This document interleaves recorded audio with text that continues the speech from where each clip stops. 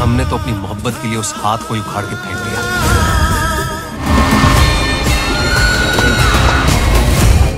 फिर आई হাসিন দিলরুবা পরিচালক জয়প্রদ দেশাইয়ের নতুন ছবি, যা নিয়ে অনেক অপেক্ষার পর অবশেষে দর্শকের সামনে এসেছে।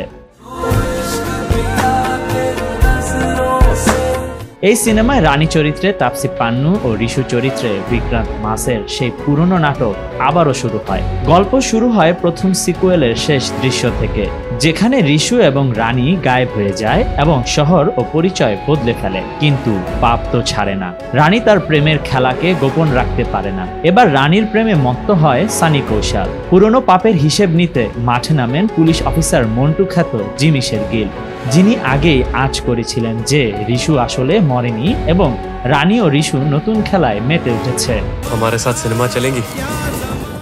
ফির আই হাসিন দিলরুবা একদিকে যেমন উত্তেজনা ও রহস্যে ভরপুর, তেমনি দ্বিতীয় দিকে কিছু স্লট ত্রুটি এবং এডিটিং এর দুর্বলতা রয়েছে।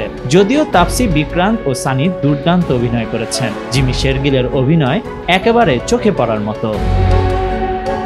যারা থ্রিলার সিনেমার ভক্ত তাদের জন্য এটি একেবারে প্রিয় হতে পারে। তবে এটি শেষ নয়, তৃতীয় চ্যাপ্টারেও রানী চমক দিতে পারে এমন ইঙ্গিত রেখেছে এই ছবিটি।